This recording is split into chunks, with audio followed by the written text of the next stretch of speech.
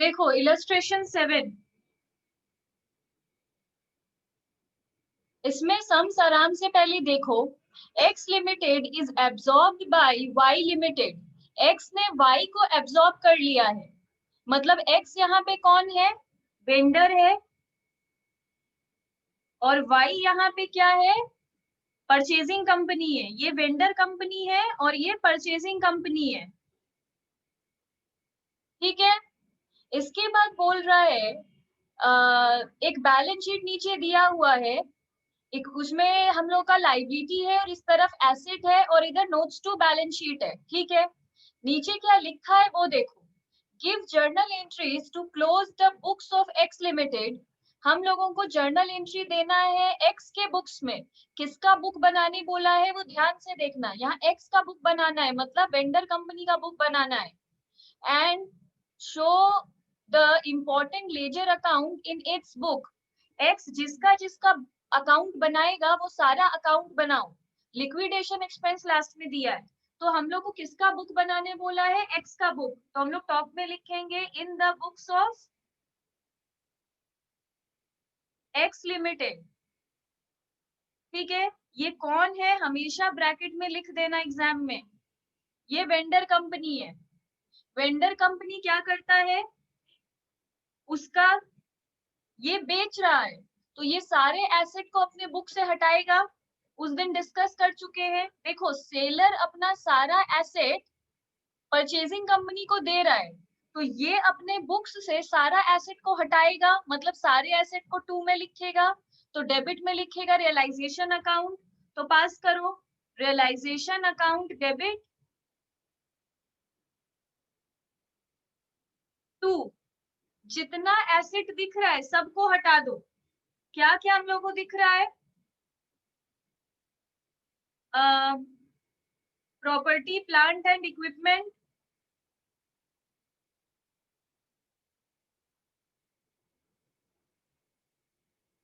Property plant and equipment account.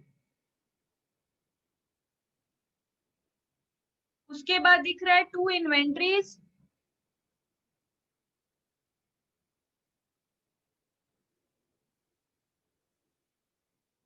उसके बाद है टू डेटर्स। उसके बाद टू कैश अकाउंट। ठीक है। ये सारे एसेट का वैल्यू भी बैलेंस शीट में दिया हुआ है। प्रॉपर्टी है 1,56,000, फिर है 40,500, 17,100, 1,400। इन सबको प्लस करके कितना आएगा? इन सबको प्लस करके कितना आएगा? 215,000। 215,000। ठीक है। इसके बाद नंबर 2, नरेशन वही होगा जो हम पहले सम में लिखाए थे। अब हम बार बार नरेशन नहीं लिखवा रहे। अब हम लोग क्या करते हैं, सारे लाइबिलिटी को भी हटाते हैं। तो इसमें लाइबिलिटी क्या है? क्रेडिटर्स और डिबेंचर। ठीक है, तो लिखो creditors account debit,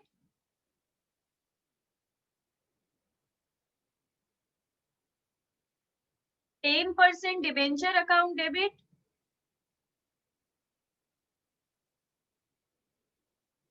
2 realisation account. Creditors कितना है? 13,000। डिबेंचर कितना है? 50,000। तो इधर आएगा 63,000। उसके बाद बोल रहा है, अच्छा उसके बाद बोल रहा है अच्छा नोट्स टू अकाउंट्स में देखो, जो साइड में एक नोट्स टू बैलेंस शीट दिया हुआ है, उसमें डेटर से लेस कर रहा है provision for bad debt. Provision for bad debt भी एक तरीके का लाइबिलिटी होता है, तो उसको भी यहीं पर ऐड करो। प्रोविजन फॉर बैड डेट, ये डेटर से लेस होता हुआ दिखाई देता है, इसको भी लेस कर देना। तो ये हम लोग का 900, तो यहाँ पे आएगा 63,900। डेबिट में है रियलाइजेशन 2,15,000, क्रेडिट में है 63,900। तो क्रेडिट और डेबिट को बैलेंस करेंगे, डेबिट में जितना होगा क्रेडिट में भी उतना ही होना चाहिए, पर सेम नहीं है, तो डिफरेंस निकाल कर देखो कितना होना चाहिए। डिफरेंस है 151100। कम कहाँ पर है? क्रेडिट साइड में, तो टू साइड में हम लोग रियलाइजेशन लिखेंगे, तो टू साइड में हम लोग रियलाइजेशन को लिखेंगे और डेबिट में लिखेंगे परचेजिंग कंपनी का नाम, वाई लिमिटेड अकाउंट डेबिट।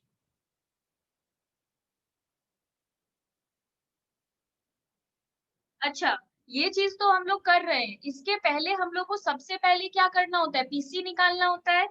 तो ये वाला चीज को छोड़कर पहले जाओ पीसी निकालो,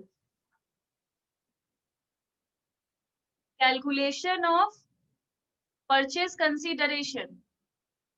ये सबसे इंपॉर्टेंट चीज है, ये निकालना ही होगा। अब सम में देखो परचेज कंसीडरेशन से रिलेटेड क्या बोल रहा है। सम में बोल रहा है the consideration payable to X limited was, कितना हम लोग देंगे? A cash payment at 110 for every debenture in X limited. A change of, तो ये देखो जो डिबेंचर को दे रहे हैं वो परचेज कंसीडरेशन में नहीं आता है, हम क्लियरली लिखवाए थे परचेज कंसीडरेशन में डिबेंचर नहीं होता है, तो ए नंबर ऐसे ही दिया है, इग्नोर करो।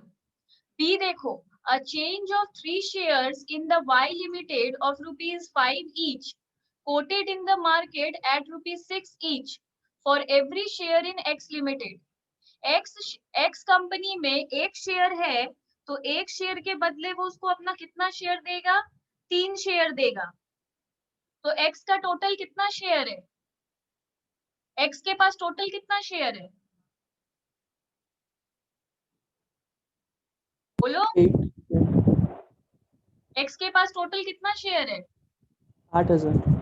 8,000। कैसे पता चल रहा है? ऊपर देखो, शेयर कैपिटल में लिखा हुआ equity share of ₹10 each, 80,000 rupees, तो उसको 10 से डिवाइड करेंगे तो 8,000 शेयर्स आ जाएगा। तो एक शेयर के बदले वो 3 शेयर देगा, तो 8,000 शेयर के बदले वो 8,000 इंटू 3 शेयर देगा, मतलब 24,000 शेयर्स देगा। जिसको क्लियर नहीं है तुरंत पूछना, ठीक है? और एक एक शेयर का प्राइस कितना रखा है? वो एक एक शेयर का प्राइस ऐसे है 5 रुपया। A change of 3 shares in Y limited of ₹5 each, ठीक है?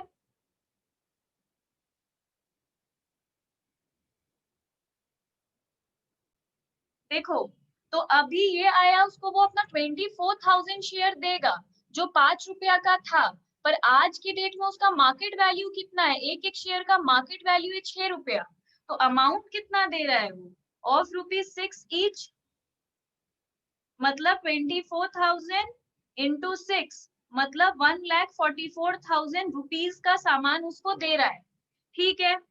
उसके बाद देखो यहाँ पे और क्या बोल रहा है, और बोल रहा है a further payment in cash at ₹3 each for each share in X limited. हम हमेशा बोले थे परचेज कंसीडरेशन दो चीज में ही दे सकते हैं, एक इक्विटी शेयर में, एक कैश में, और कुछ में पेमेंट नहीं होता। और कुछ भी दिया है तो इग्नोर करो। तो शेयर में इतना दे रहा है, कैश पेमेंट कितना कर रहा है? एक शेयर के लिए उसको 3 रुपया दे रहा है। टोटल उसका शेयर था कितना? 8,000 शेयर था।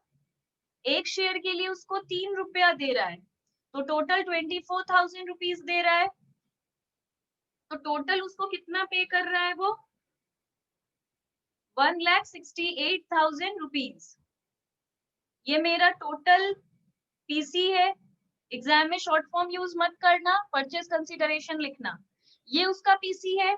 तो हमेशा याद रहे, यहाँ पे जब हम लोग वाई लिमिटेड में लिखते हैं तो 1,68,000 लिखेंगे, ये बैलेंस होकर नहीं आता है, ये हम लोग पीसी निकालते हैं, और यहाँ पर भी 1,68,000 होगा टू रियलाइजेशन बोलकर, ठीक है? ये कभी भी बैलेंस करने का भी जरूरत नहीं है, ये अपने आप ही लास्ट में बैलेंस हो जाता है, रियलाइजेशन पूरा सम होते होते खुद ही बैलेंस हो जाता है, हम लोग सिर्फ जर्नल एंट्री पास करते जाएंगे। तो पहला, सबसे पहला काम होगा सारे एसेट को 2 में लिखना, डेबिट में रियलाइजेशन लिखना। इसका मतलब है जो वेंडर है वो, मतलब जो अपने आप को बेच रहा है, वो सारा एसेट हटा रहा है, फिर सारा लाइबिलिटी हटाएगा और 2 रियलाइजेशन लिख देगा। फिर पीसी ड्यू का एंट्री करेगा, मतलब ये पीसी ड्यू का एंट्री है, बीइंग पीसी ड्यू। ये अभी पीसी ड्यू है, पर पीसी है कितना, इसको पीछे जाकर हम लोग निकाले हैं प्रॉपर्ली, जैसे सम बोला है वैसे। अब ये आ गया। अब हम लोग का नेक्स्ट काम क्या होता है, इक्विटी शेयर कैपिटल को और रिजर्व्स ये सबको इक्विटी शेयर होल्डर में ट्रांसफर करना। तो वो इक्विटी शेयर होल्डर को क्या क्या देंगे, equity share capital account debit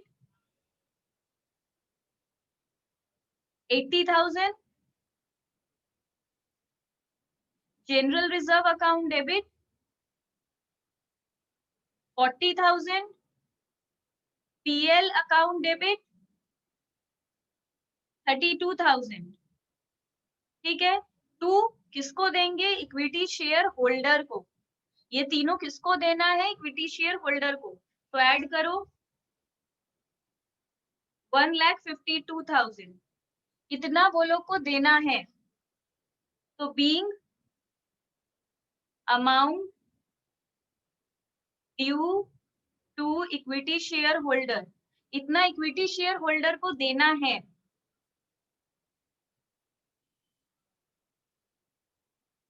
उसके बाद इन लोग को अभी बोल रहे हैं देना है, अब दे देंगे। तो नंबर 5 कितना देंगे, equity share holder account debit 1,52,000,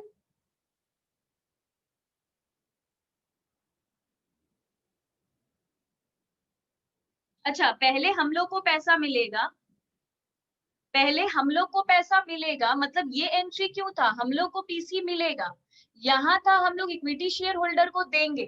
तो पहले एंट्री करो, हम लोग को पैसा मिल जाएगा, फिर ही हम लोग दे पाएंगे। तो पहले एंट्री करो, हम लोग को पैसा मिलेगा। तो मिलता क्या है हम लोग को, equity share in Y limited. Y limited का अगर शेयर है तो उसको ऐसे लिखा जाता है, व्हाट कम्स इन, हम लोग को इक्विटी शेयर मिला इसलिए हम लोग लिख रहे हैं इक्विटी शेयर कम्स इन, इसलिए डेबिट हुआ। और क्या मिला हम लोग को, कैश मिला। किससे मिला, वाई लिमिटेड से मिला। इक्विटी शेयर कितने का मिला था, 1,44,000 का। कैश कितना मिला था, 24,000 का। टोटल कितना मिलना था, 1,68,000। तो 1,68,000 ही मिलना था और 1,68,000 मिल गया। तो बीइंग पीसी रिसीव, हम लोग पीसी रिसीव भी कर लिए। पढ़ नहीं तो रही।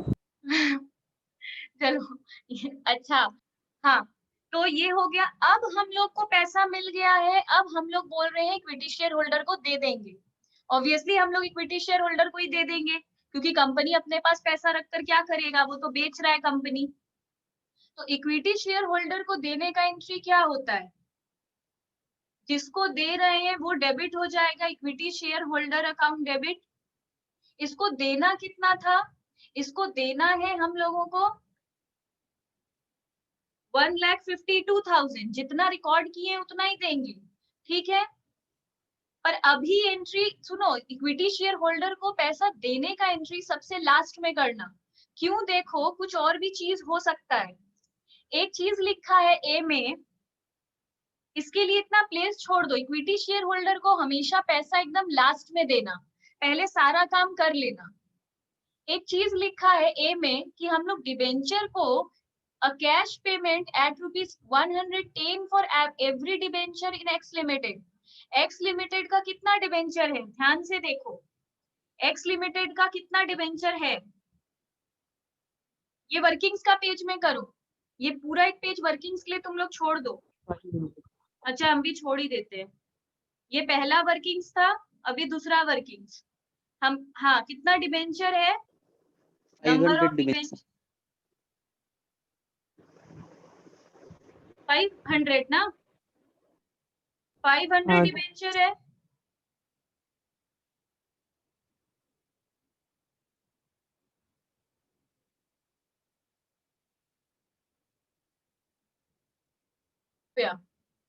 ठीक है, तो कितना रुपया पे कर रहा है? वो टोटल डिबेंचर होल्डर को पे कर रहा है 55,000 रुपीज, ठीक है। अब इसके बाद और क्या बोल रहा है, नंबर 6 एंट्री में एकदम लास्ट लाइन में देखो, बोल रहा है हम लोग एक लिक्विडेशन एक्सपेंस किए थे। लिक्विडेशन एक्सपेंस को क्या जर्नल एंट्री देंगे? Realisation account debit to bank. कितना एक्सपेंस किए थे हम लोग? 3,000 ये एकदम लास्ट लाइन में दिया है।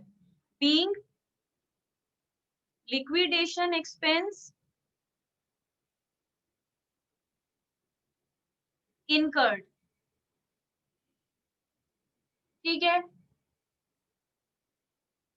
अब हम लोग को बोल रहा है, अच्छा रियलाइजेशन को अब एक बार बैलेंस करो तो रियलाइजेशन का डेबिट में कितना है? 2,15,000 और डेबिट में है सीधे यहाँ पे है डेबिट में 3,000, तो प्लस 3,000, मतलब डेबिट में है हम लोगों का 2,18,000 और क्रेडिट में कितना है? 63,900।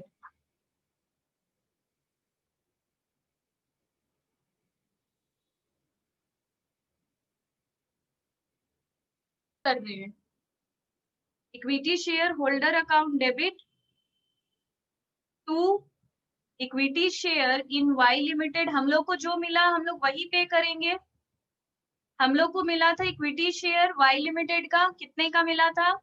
1,44,000 का, और पैसा मिला था हम लोग को 24,000, जिससे हम लोग 3,000 का लिक्विडेशन एक्सपेंस इनकर कर लिए, तो 21,000। तो हम लोग कितना दे पाएंगे इक्विटी शेयर होल्डर को? 1,65,000, इतना ही हम लोग दे पाएंगे, ठीक है जी। देखो यहाँ पे हम लोग का आया है 21,900, 215,900, तो यहाँ पे भी लिख दिए 215,900, तो यहाँ पे भी आ जाएगा, यहाँ आएगा पूरा 13,000, ठीक है। अब हम पूरा रिकैप दे रहे हैं, ध्यान से समझो। हम लोग सारे एसेट को पहले खत्म किए और यहाँ रियलाइजेशन में डाल दिए, फिर सारा लाइबिलिटी खत्म किए और टू रियलाइजेशन कर दिए। फिर हम लोग का काम है पीसी कैलकुलेट करके ये एंट्री पास करना कि हम लोग को कितना वाई से मिलेगा। तो हम लोग पीसी कैलकुलेट करके निकाले कि हम लोगों को 1,68,000 मिलेगा। फिर हम कैलकुलेट किए कि इक्विटी शेयर होल्डर को हम लोग कितना देंगे, तो equity share capital, general reserve और पीएल, ये तीनों ही इक्विटी शेयर होल्डर का होता है, तो ये तीनों ही हम लोग उसको दे दिए। ये लिखे है कि देंगे, याद रहे ये एंट्री है देंगे, ड्यू है। अब हम लोग को पीसी मिल रहा है, पीसी इक्विटी शेयर में मिल रहा है 1,44,000, कैश में मिल रहा है 24,000, और ये किससे मिल रहा है? वाई से मिल रहा है। तो टोटल हम लोग को इतना ही मिलना था 1,68,000, और 1,68,000 मिल गया। इसके बाद हम लोग एक रियलाइजेशन एक्सपेंस किए हैं 3,000 का, जिसको लिक्विडेशन एक्सपेंस बोलते हैं, बट एक्सपेंस नहीं लिखकर हम लोग रियलाइजेशन को डेबिट में लिखते हैं। नॉर्मली हम लोग को सिखाया जाता है liquidation expense account debit to bank, पर इसमें ये सब नहीं लिखा जाता है, इसके जगह रियलाइजेशन लिखा जाता है। लिख दिए। अब इक्विटी शेयर होल्डर को नॉर्मली पे कर दो। इक्विटी शेयर 1,44,000, बैंक में मिला था हम लोग को 24,000, पर 3,000 हम लोग खर्च कर दिए, तो कितना दे पाएंगे? 21,000, ठीक है। फिर रियलाइजेशन, अब कुछ बचा ही नहीं, तो देखो लास्ट में क्या रियलाइजेशन में कुछ बैलेंस बचेगा, तो हम सारा डेबिट प्लस किए, सारा क्रेडिट प्लस किए, दोनों को माइनस किए, तो देखे 13,000 का डिफरेंस आ रहा है। तो कम कहाँ पे है? कम डेबिट में है, तो डेबिट में हम और 13,000 डाल दिए, और क्रेडिट में क्या करेंगे? इक्विटी शेयर होल्डर, ये हम लोगों को प्रॉफिट हुआ है, प्रॉफिट हो या लॉस हो कौन बियर करता है? इक्विटी शेयर होल्डर, इसलिए इक्विटी शेयर होल्डर में डाल दिए। अब देखो इक्विटी शेयर होल्डर कितना आया था? इक्विटी शेयर होल्डर 1,52,000 आया था। यहाँ डेबिट में कितना इक्विटी शेयर होल्डर 1,65,000, क्रेडिट में कितना इक्विटी शेयर होल्डर 13,000, माइनस करके देखो 1,65,000 माइनस 13,000, ये ऑटोमेटिकली आ जाएगा 1,52,000। सम में हम लोग को बोल रहा है the balance sheet of Sudha limited as on 31 March 2014 was as follows. हम लोगों को एक बैलेंस शीट दिया है और नीचे हम लोगों को, हाँ, बैलेंस शीट देने के बाद नीचे लिखा है, नेक्स्ट पेज में देखो, you are required to pass the necessary journal entries in the books of Sudha limited and prepare a balance sheet after the merger. Sudha के बुक्स में बैलेंस शीट बनाने बोला है। तो अब पैराग्राफ देखो, जो बैलेंस शीट खत्म होने के बाद पैराग्राफ है। On 1st April 2014, Sushma Limited merged into Sudha Limited on the following terms. Sudha takes over all the asset. सुधा सारा एसेट ले रही है, तो सुधा कौन है, वेंडर या परचेजिंग? Purchasing company ma'am. हाँ, तो ये बहुत इंपॉर्टेंट है, पहले माइंड में क्लियर करना कि हम लोग किसका बुक्स बना रहे हैं।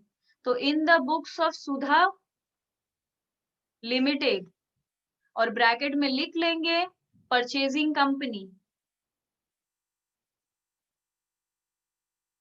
सुधा परचेज कर रही है इसलिए उसको कहते हैं परचेजिंग कंपनी। अब इसके बाद सुधा सारा एसेट ले रही है, सारा एसेट सारा लायबिलिटी बुक वैल्यू पे, बुक वैल्यू पे ले रही है, तो ये कौन सा मेथड है, मर्जर या परचेज? मर्जर। Merger, ma'am. क्योंकि जब भी बुक्स में रहेगा तो ये माइंड में क्लियर रहना चाहिए, ये in the nature of merger है। ठीक है, इसके बाद बोल रहा है the consideration for the business was fixed by net asset method. इसमें बता दिया है पीसी कैसे कैलकुलेट करना है, नेट एसेट मेथड से ही कैलकुलेट करना है।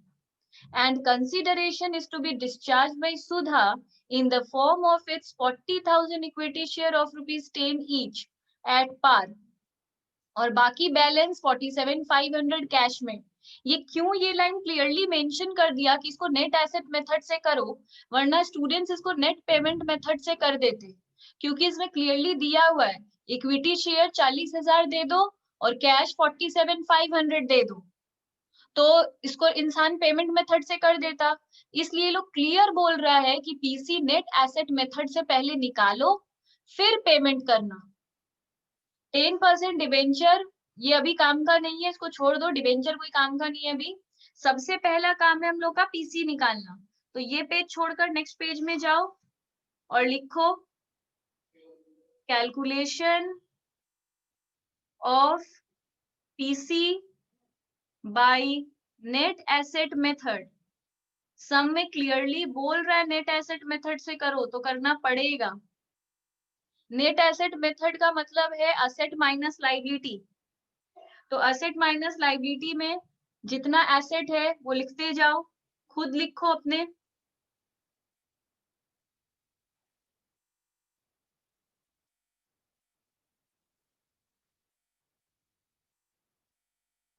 खुद करना है, मेरा देखकर नहीं।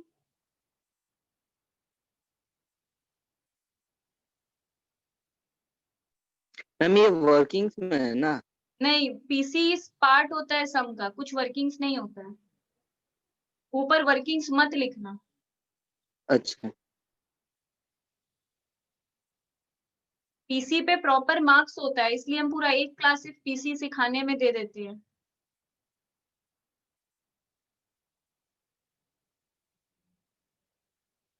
कैश 75।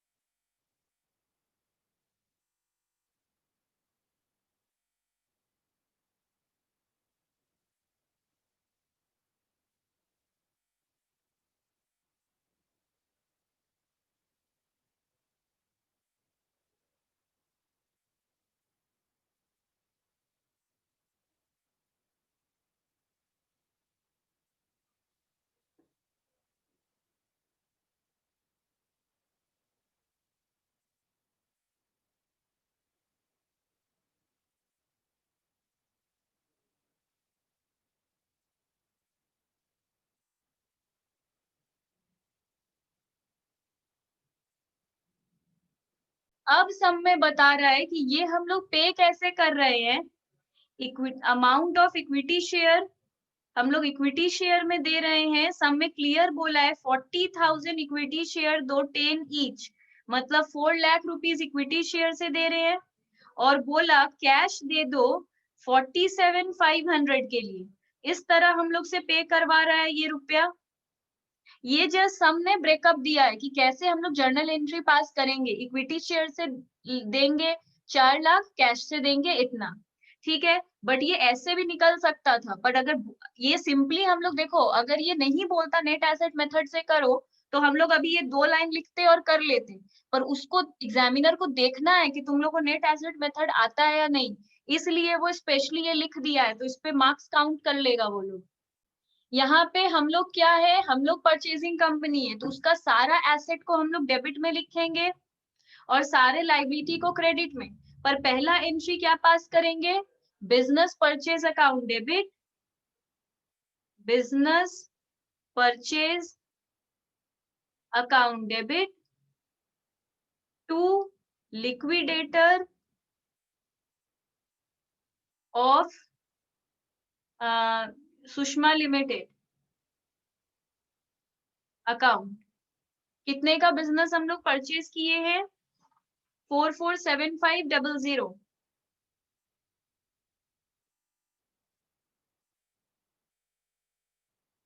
ठीक है। अब 2 में सारा एसेट उसका डेबिट में लिखो। अभी हम लोग जो ये सारा एसेट लिखे हैं इसको जर्नल में जाकर लिखो।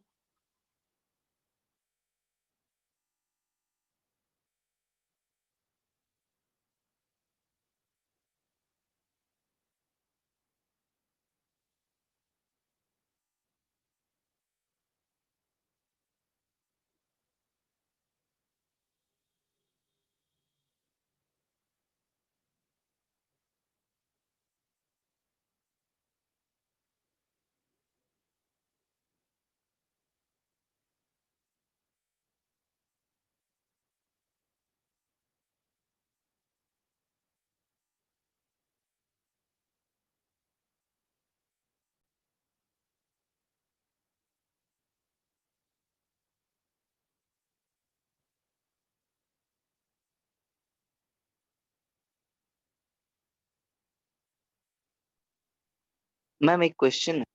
हाँ पूछो। हाँ पूछो। मैम जैसे कि हम लोग पार्टनरशिप में सीखे थे कि ये कैश और जो बैलेंस होता है वो हम लोग इसमें नहीं रियलाइजेशन में। पर वो पार्टनरशिप था ना, ये अमेलगमेशन है। ये हाँ, AS14 से तो चलता है। इसमें लेते हैं। हाँ, ये AS14 से चलता है, अकाउंटिंग स्टैंडर्ड अच्छा 14। और वो फॉलो करता है इंडियन पार्टनरशिप एक्ट को। तो बिल्कुल ये अलग रूल्स है ना। वो एक एक्ट को फॉलो कर रहा है, ये AS को फॉलो कर अच्छा रहा अच्छा है। अच्छा अच्छा।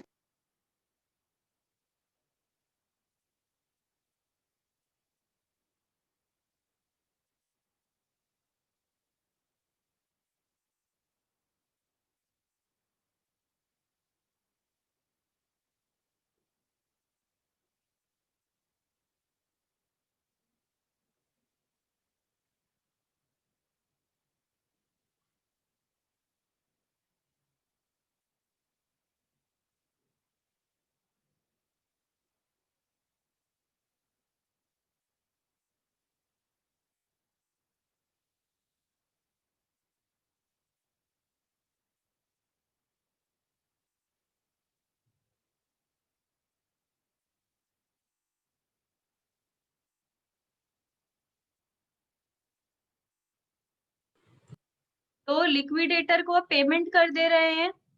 तो liquidator of Sushma limited account debit to, हम लोग उसको जो जो दे रहे हैं वो लिख देंगे। हम लोग इक्विटी शेयर कैपिटल दे रहे हैं और कैश दे रहे हैं। कैपिटल दे रहे हैं 4 लाख का, कैश दे रहे हैं 47,500 का। देना कितना था, 447500। बीइंग पेमेंट मेड, हम लोग पेमेंट कर भी दी। ठीक है। देखो 3 नंबर को देखो, 3 नंबर में बोल रहा है 10% डिबेंचर ऑफ सुषमा, देखो वो तो उसका डिबेंचर भी ले लेता है ना। 10% डिबेंचर कौन ले लेता है? सुधा उसका ले लिए 10% डिबेंचर। इस डिबेंचर को फिर वो लेकर क्या कर रही है? Would be converted into equal number of 12% debenture of Sudha limited. ठीक है, तो जब भी कोई किसी का कन्वर्शन करता है तो इसका जर्नल एंट्री सीख लो। कौन सा डिबेंचर चला जा रहा है? 10% डिबेंचर। तो अगर लाइव और डिबेंचर क्या है हम लोग का? लाइबिलिटी। लाइबिलिटी चला जाता है तो डेबिट होता है, तो 10% डिबेंचर अकाउंट डेबिट, और इसके बदले क्या बना दे रही है वो इसको? 12% का डिबेंचर। तो जो चला जा रहा है लाइबिलिटी वो डेबिट, जो लाइबिलिटी आ रहा है वो क्रेडिट। पहले डिबेंचर का अमाउंट कितना था? 50,000। तो अभी भी कितना रहेगा? 50,000। ठीक है, सिर्फ वो 10% का डिबेंचर 12% का डिबेंचर बन गया है।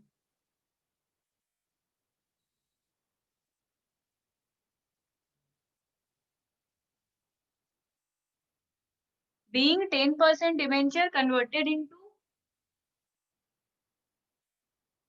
12% डिबेंचर। अब हम लोग को सम में बोला है बैलेंस शीट बनाओ आफ्टर मर्जर, तो लिखो balance sheet as eight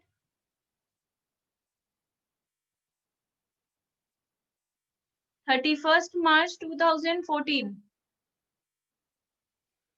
format कैसा होता है? पर्टिकुलर्स, नोट, अमाउंट, ब्रैकेट में rupees, capital Roman 1, equity and liabilities. ये लर्न करना होगा, इक्विटी एंड लाइबिलिटीज। देखो सम में ऐसा ही बैलेंस शीट दिया है बट करेक्ट बैलेंस शीट नहीं देता है। नंबर 1 में शेयर होल्डर्स फंड, इसके नीचे रोमन 1 दे के शेयर कैपिटल, रोमन 2 दे के रिजर्व्स एंड सरप्लस।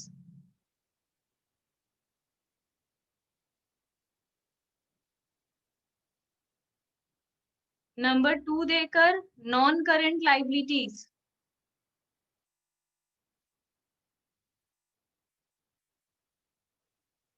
इसके अंदर रोमन 1 दे के लॉन्ग टर्म बोरोइंग्स।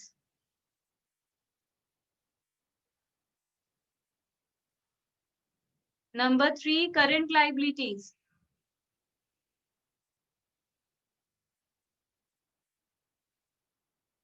ठीक है, किसका किसका नोट बनता है? शेयर कैपिटल का, रिजर्व्स एंड सरप्लस का, लॉन्ग टर्म बोरोइंग्स का। नोट कब बनाएंगे? जब हम लोग उसमें कुछ दिखाना चाहते हैं, एड लेस करके कुछ भी दिखाना चाहते हैं तो उसका नोट बनाएंगे। शेयर कैपिटल का हर हाल में बनेगा, ये याद रखना है। ठीक है, इसके बाद रोमन 1 दे के करंट लाइबिलिटीज में ट्रेड पेबल्स, उसके बाद टोटल, फिर कैपिटल रोमन 2 एसेट्स, फिर नंबर 1 नॉन करेंट एसेट्स, फिर स्मॉल रोमन 1 फिक्स्ड एसेट्स, फिर small A tangible assets,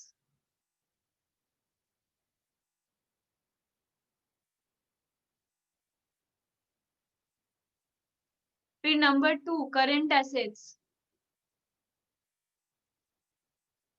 small Roman 1 inventories, small Roman 2 trade receivables, small Roman 3 cash and cash equivalent. Cash and cash equivalent सब में लिखा हुआ है। Tangible asset में हम लोग कितना देंगे? टेंजिबल एसेट में 4, और ये सब में देखते हैं। फिर टोटल। अब हेडिंग दो notes to accounts. Number 1 share capital. Share capital में ऑथोराइज्ड कैपिटल लिखना ही पड़ेगा, सम में दे या ना दे। ऑथोराइज्ड कैपिटल है नहीं तो dot dot dot equity shares of ₹10 each, और अमाउंट नहीं है इसलिए क्वेश्चन मार्क देके डबल लाइन देके क्लोज। फिर issued comma subscribe and paid up capital.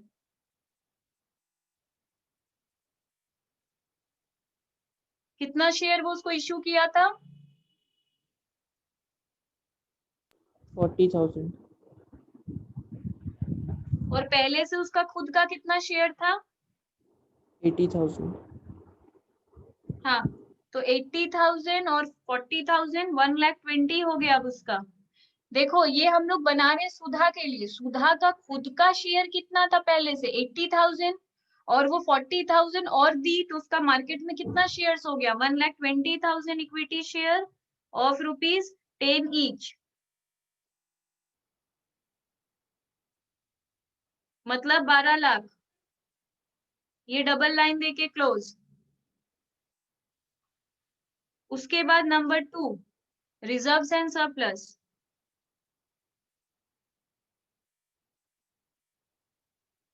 यहाँ पे वो उसका रिजर्व्स और सरप्लस नहीं ली, पर उसका खुद का रिजर्व्स और सरप्लस तो था, वो लिखेंगे। जनरल रिजर्व, ये सुधा वाला हम लोग जनरल रिजर्व लिख रहे हैं क्योंकि सुषमा का जनरल रिजर्व वो नहीं लेती है, कोई भी तरीके का रिजर्व्स और सरप्लस वो ली ही नहीं है। तो यहाँ पे सुधा का खुद का जनरल रिजर्व, पीएल, ये सब लिख रहे हैं। 4,61,000 स्टैट्यूटरी रिजर्व, ये स्टैट्यूटरी रिजर्व है 39,000।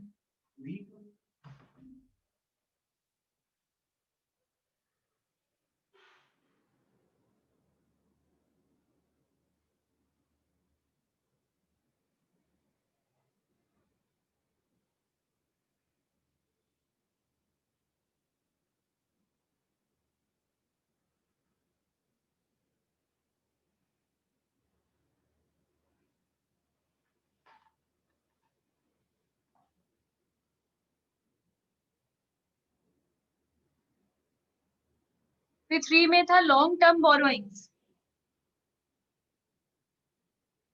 लॉन्ग टर्म बोरोइंग्स इसका खुद का नहीं था, पर ये लिया था। सुधा ली तो थी, कितना ली थी? 12% डिबेंचर। 10% ली थी पर उसको 12% का बना दी थी। अमाउंट कितना था? 50,000। अब ये जो 3 अमाउंट आया इसको पुट कर लो। शेयर कैपिटल में 12 लाख, रिजर्व्स एंड सरप्लस में 556300, और लॉन्ग टर्म बोरोइंग्स में 50,000। 4 में ट्रेड पेबल्स भी बनाना पड़ेगा। क्यों? उसमें दिखाना पड़ेगा कि सुधा और सुषमा का ट्रेड पेबल जुड़ रहा है। तो 4 नंबर दिखाएंगे trade payables.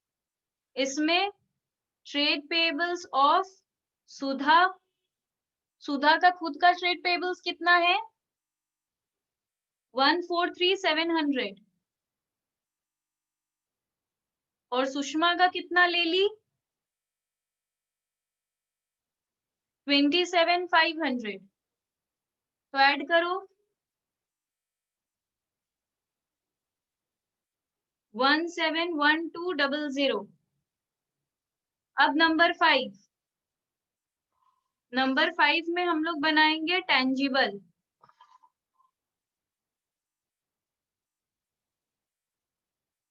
Tangible asset.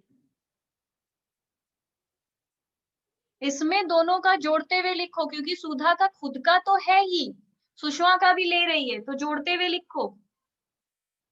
Land and building 3 lakh plus 1,50,000, मतलब 4,50,000। Plant and machinery 2 lakh,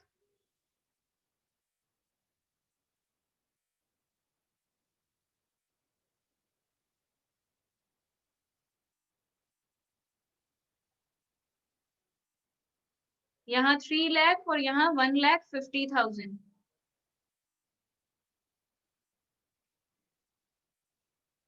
9 lakh.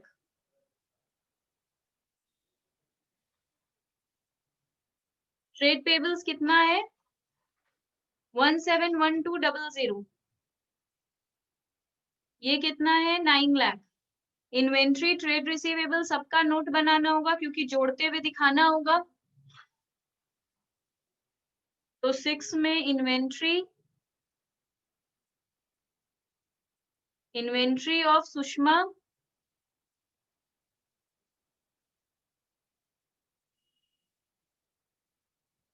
1,50,000। नहीं, ये सुधा का है। फिर सुषमा 75,000। 225,000। ऐसे ही 7 में ट्रेड रिसीवेबल्स सुषमा का 1,50,000 और सुधा का 75,000। तो इसका भी 225,000।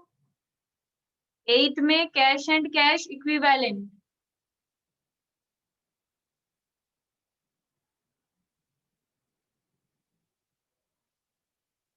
6,75,000। अब इन सबको भी जाके पीछे पुट कर दो। इन्वेंट्री में 225,000, इसमें भी 225,000 और इसमें 675,000। इसको अपना प्लस करो, इसको अपना प्लस करो।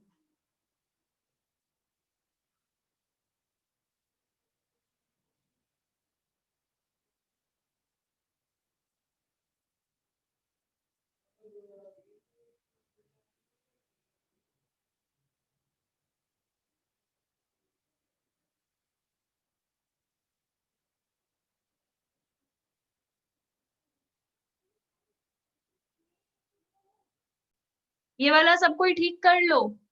627500 होगा। जो 47,500 हम लोग सुषमा को पे किए थे वो कैश हम लोग का चला गया।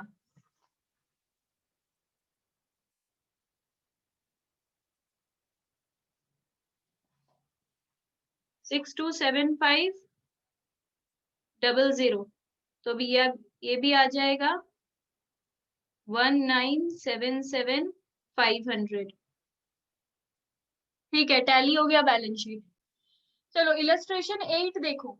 ए limited agrees to take over all assets excepting cash.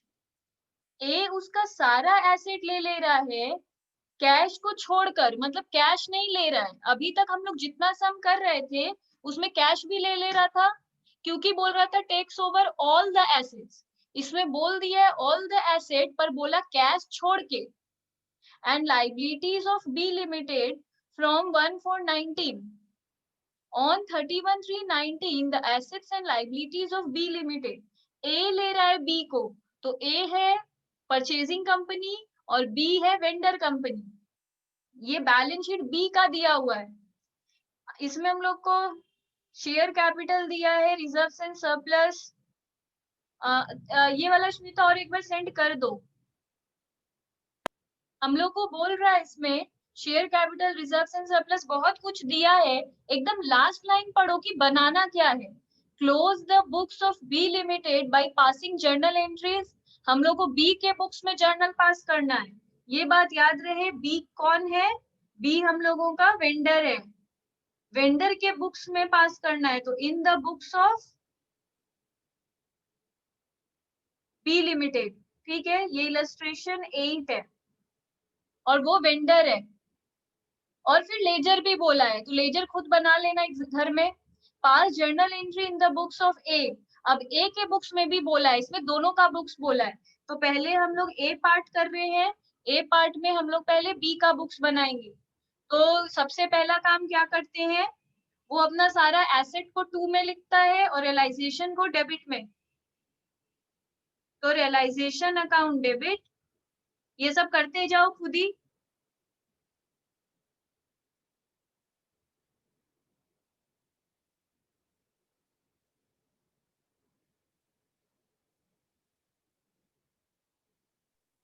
Ma'am हाँ इस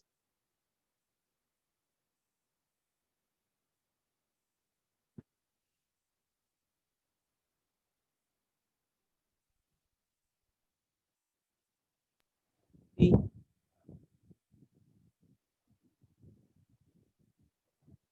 बी हाँ बोलो। नीचे वैल्यू दिया हुआ है। वो सबका चेंज्ड वैल्यू दिया हुआ है। हाँ लिखा है ना, the management of A limited valued the assets as below for the purpose of हाँ पर देखो वो एब्जॉर्प्शन। तो देखो, हम जब अपने बुक्स के एसेट को हटा रहे हैं, सोचो ये तो बी का बैलेंस शीट है। तो बी का बैलेंस शीट में अगर लैंड एंड बिल्डिंग 1.5 लाख है, तो वो जब उसको काटेगा तो 1,50,000 को ही काटेगा। वो ले रहा है इसको ज्यादा वैल्यू में, तो ए अपने बुक्स में रीवैल्यूड फिगर लिखेगा। पर ये अगर अपने बुक से जस्ट सारी चीजों को काट रहा है, तो वही काटोगे ना जो लिखा हुआ है।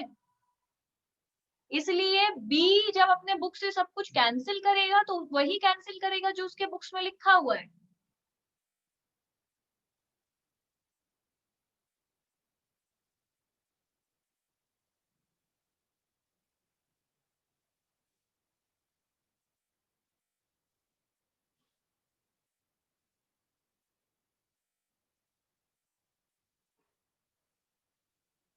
जैसे चीज एक्सप्लेन करते हैं, जब तुम लोग डिसोल्यूशन करते हो और हम बोलते हैं सारा चीज का, सारे एसेट को बाय टू में लिख दो और सारे लाइबिलिटी को बाई में लिख दो, तो पहले तो क्रॉस पोस्टिंग नॉर्मली देते हो जो बैलेंस शीट में जैसे है, फिर लिखते हो ना टू बैंक बाई बैंक क्या हुआ उसका।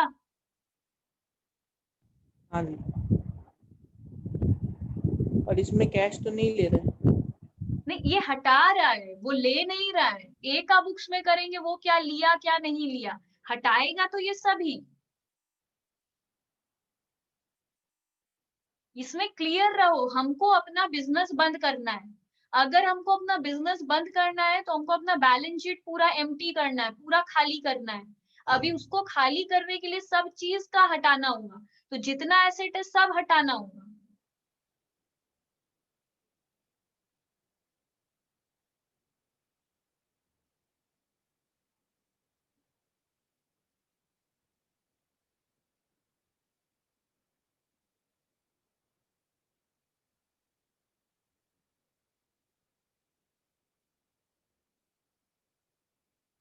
मैम इसका 6 लाख कैसे आया? ये प्लस के ना 1,50,000 का land and building, 3 lakh ma'am का प्लाट। टोटल 5.5 आ रहा है ना? नहीं, कैसे 1 नो लाख? मैम 6 लाख हाँ आ रहा मैम है। 6 लाख ही नेहा, होगा। हम बताते हैं नेहा, देखो 1,50,000 का तुम्हारा क्या था, लैंड। 3 लाख का है हम्म तुम्हारा plant and machinery. Ninety hmm thousand आया, फिर हाँ 30,000, अच्छा फिर 30,000। ठीक है।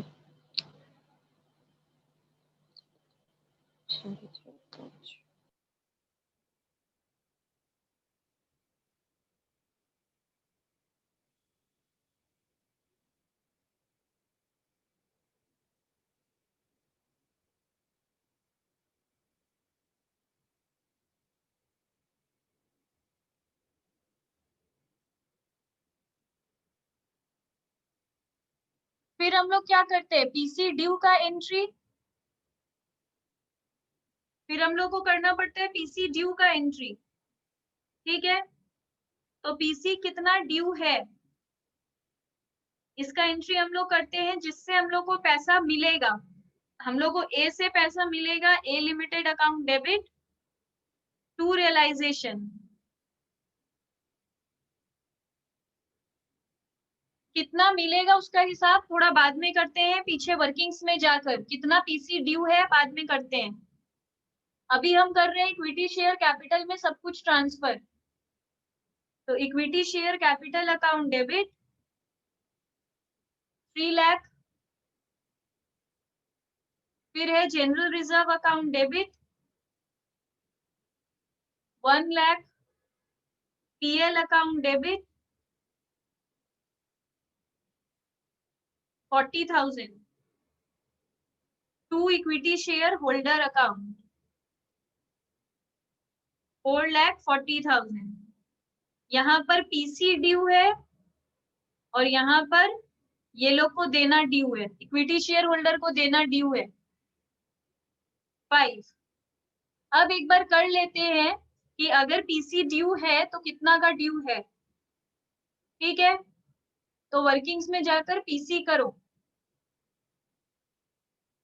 लिखो कैलकुलेशन ऑफ पीसी।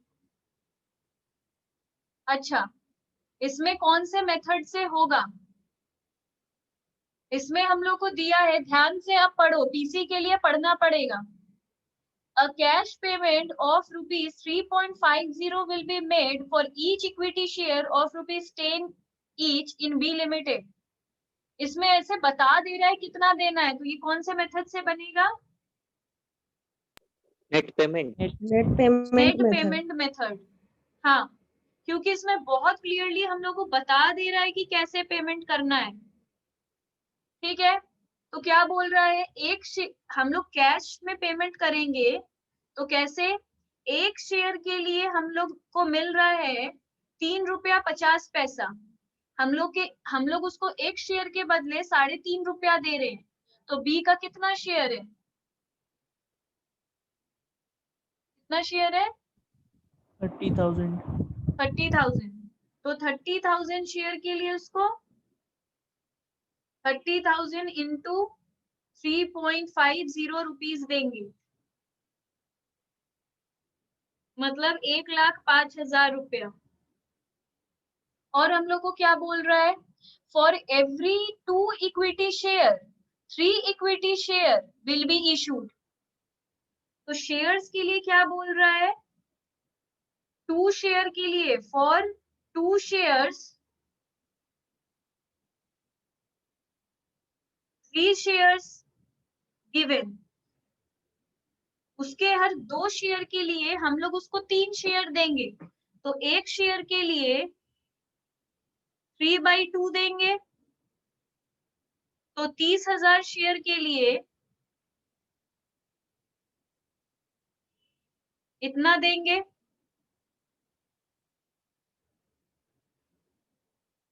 मतलब 45,000 शेयर्स देंगे। अब अमाउंट ऑफ शेयर्स कितना है? एक शेयर का दाम है उसका 12.5 रुपया, तो 45,000 शेयर वो देगा 12 रुपीज 50 पैसे में, मतलब 562500 रुपीज। तो टोटल पीसी कितना है? 105,000 प्लस 562500, मतलब 667500 रुपीज।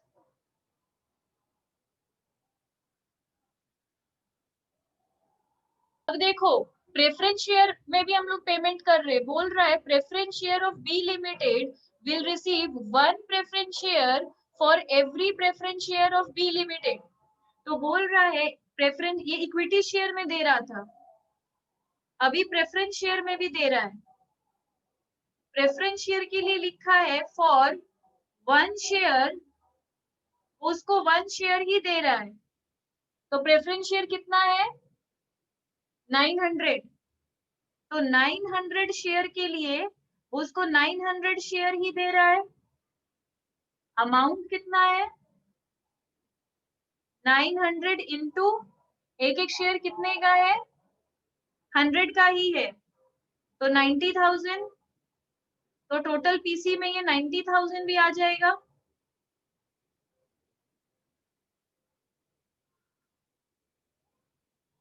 तो 757500 रुपीज। नोट लिख लो नीचे,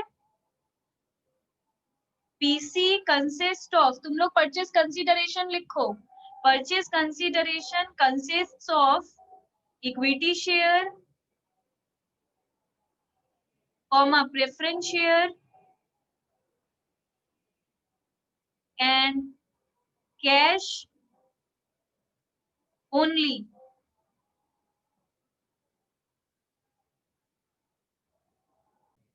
तो हम लोग 757500 पीसी में यहाँ पे बैठा देंगे।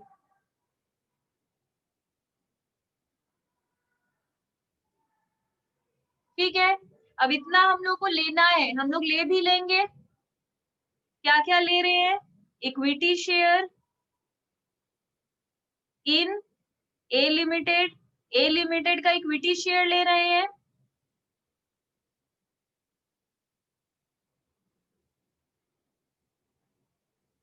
उसका एक एक प्रेफरेंस शेयर था 10% का, पर हम लोग ले रहे हैं 11% का प्रेफरेंस शेयर। तो 11% preference share in A limited, A limited अपना प्रेफरेंस शेयर भी दे रहा है और कैश भी दे रहा है। तो हम लोग पास ये तीन चीज आ रहा है। किससे आ रहा है? ए लिमिटेड से आ रहा है। ए लिमिटेड कितना देने वाला था? 757500। इक्विटी शेयर कितने का दिया? इक्विटी शेयर दिया है हम लोग को 562500। प्रेफरेंस शेयर कितने का दिया है? 90,000। कैश कितने का दिया है? 1,05,000। तो इस तरह हम लोग तो पीसी रिसीव कर लिए हैं। अब हम लोग को इक्विटी शेयर होल्डर को पे करना है। ठीक है, इसके बाद हम लोग एक जर्नल पास करेंगे। जिस साइड कम है उधर रियलाइजेशन का जर्नल पास करो। रियलाइजेशन अकाउंट डेबिट, और ये हमेशा लास्ट में कौन लेगा? Equity share holder. कितना? 227500, 227500। अब लास्ट में हम लोग इक्विटी शेयर होल्डर को पे कर देंगे। Equity share holder account debit. अब इसमें भी कितना जाएगा? जितना लास्ट में बैलेंस बचा है। इक्विटी शेयर होल्डर का क्रेडिट में था 4,40,000 और यहाँ पे क्रेडिट में है 227500। ये अरे ये क्या किया? यहाँ 227500 और डेबिट में है ही नहीं कुछ भी, तो कितना जाएगा? 667500। हाँ, तो हम लोग डेबिट में इतना लिखेंगे। ठीक है, और अब उसको पेमेंट करेंगे। क्या क्या देंगे? Equity share in A limited 562500 to cash 1,05,000। अच्छा, इक्विटी शेयर होल्डर है तो उसको इक्विटी शेयर ही देंगे, उसको प्रेफरेंस शेयर तो देंगे नहीं। प्रेफरेंस शेयर तो प्रेफरेंस शेयर होल्डर को देंगे। तो इक्विटी शेयर होल्डर को इक्विटी शेयर मिल जाता है और कैश। तो ये प्लस करके देख लो, इतना होता है। हाँ, हो गया। ठीक है, तो जो पेमेंट हम लोग को तीन चीज मिला था, इक्विटी शेयर, प्रेफरेंस शेयर और कैश। इक्विटी शेयर तो सिर्फ इक्विटी शेयर और कैश ही लेगा। जो प्रेफरेंस शेयर है वो प्रेफरेंस शेयर होल्डर को दो। तो एंट्री पास करो। 8 नंबर। पहले देखो, जैसे हम लोग ये एंट्री देते हैं equity share capital to equity share holder, वैसे ही एंट्री दो preference share capital to preference share holder, कि उन लोग का भी दिखाएंगे कि देना बाकी है। 10% preference share capital account debit to preference share holder. कितना था हम लोग का पहले से कैपिटल? 90,000। अब इसको भी हम लोग पेमेंट कर देंगे। Preference share holder account debit to 11% preference share capital 90,000, 90,000।